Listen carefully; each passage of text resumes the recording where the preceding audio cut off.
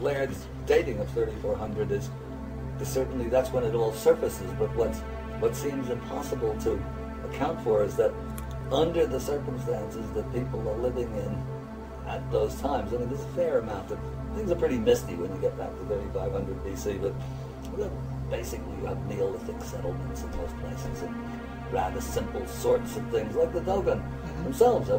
It's a very simple lifestyle that they lead, and then suddenly they've got this incredibly sophisticated science that would appear, unless you can get it by divine inspiration, it would appear to be the result of experiment and deep thought over a long period of time. And my own, I mean, I'm more inclined, since as you said, nothing is provable, but I'm much more inclined to think that this is the result of long periods of development that disappear when this cataclysm hits and the ice age breaks up, and that somehow the knowledge is kept intact, that somewhere it's kept more or less intact, only to resurface as if by magic practically everywhere in the world. I mean, it's India, it's China, it's Mesoamerica, it's Egypt, and then it's even among tribes that you wouldn't anticipate would have this, what you see with the Dogon and the Maori, and I'm sure if we start looking now we're going to find it with the Oromo and the Eskimos and who else,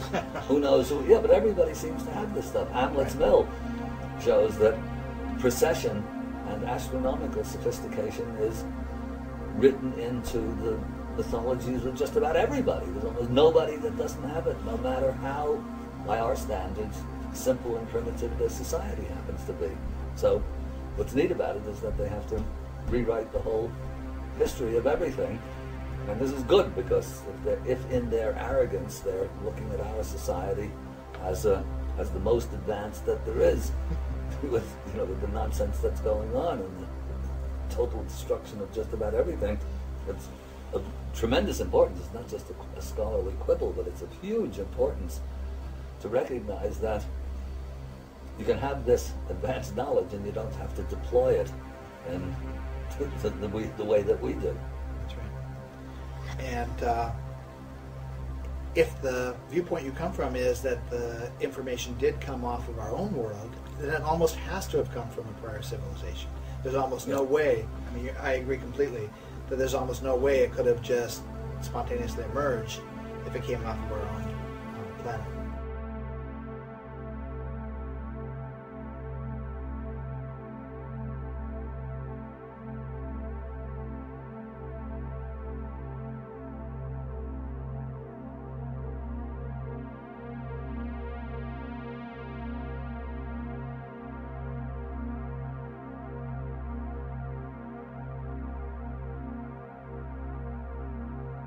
Yes, the Maori have almost exactly the same structure with almost exactly the same symbols, and it works the same way, that those who persist in asking the questions are the ones who are allowed to know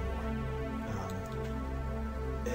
It seems like a really smart way to have set things up. It encourages education, it encourages thinking, it encourages, it also filters out people who are not genuinely serious about the religion. Naturally, the ones who are serious about it are the ones who make it in. Or about anything. Yeah, it's a way of weeding out the wankers, basically.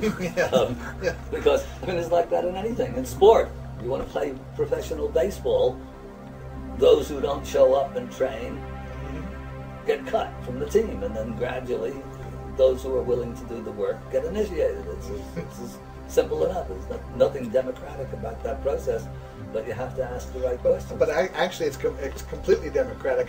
From another point of view, that anybody can get in. You don't have to be related to somebody. Well, and then what happens is that it becomes nepotistic, and it becomes paternalistic, and it becomes hereditary. And as soon as it becomes hereditary, it's doomed.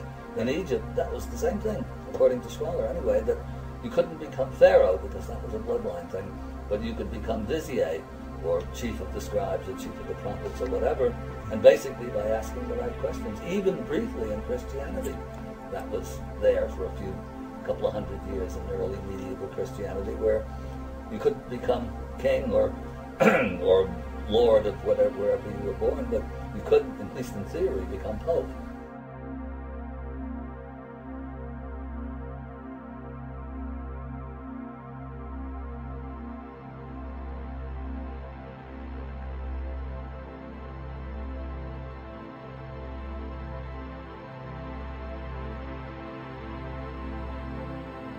there's a question I wrestled with for about a year and a half before publishing my book, which was, should I be publishing this at all? That if I'm right about my theory, what business do I have as an author to present this, well, what I see to be internal secrets of a long religious tradition? What right do I have to come forward and present this publicly?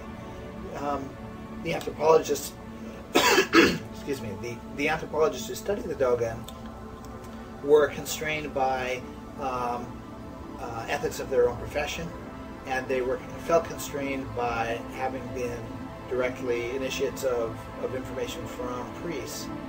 I, as an outsider, was not falling under those same constraints, so I had to ask that question for myself. And the conclusion that I came to really comes out of the Egyptian hieroglyphs.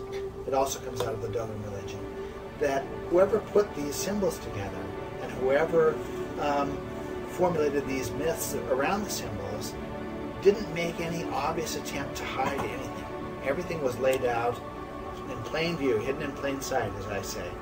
You look at the hieroglyphs, and the diagrams from string theory are right there in front of your face. There was no attempt to hide it. So clearly, whoever put this together intended for someone later on down the line to find it. And based on that intention, and based on the idea that there really was no purpose, I could not think of a purpose for encoding this information in the first place if it wasn't intended to be found, I ultimately came to the conclusion that we're supposed to find it. I was also struck by the fact that there's only about 15 or 20 years worth of information here that modern science is not privy to. Modern science is not able to get at directly. So if the original intention of encoding this was to act as a boost for us, to give us a leg up on science, we have about 20 years left to get any benefit out of that. So that if it weren't printed now, then science is not going to get any benefit out of it at all. I'd like to see an astrophysicist take the Dogon formulation of a cosmic string and see if that solves some of the mathematical problems they have with their equations. Now's the chance to do it. A lot of people have always thought that they were incorporating this information into their structures in order to, knowledgeably, so that knowing that things were coming unstuck. The Great Pyramid is often thought to be a repository of wisdom, and I've always resisted that. I must say, I always thought they were doing it simply for themselves because it was the best way to pass that information along. Maybe it's both, actually, because I'm thinking this recent work that I've been doing, reading that I've been doing on the yugas and on the cycles of time, and I'm inclined to think that at higher levels of civilization, they understood that it was, let's say, that it was high summer and that autumn was going to follow and then winter, so they wanted something like, exactly like a granary, where you store perfect symbol for where you store the seeds until it's time to plant again. And so it may be that these things all over the world are consciously designed so that they can be passed on over the generations, even when the inner meanings have been completely lost.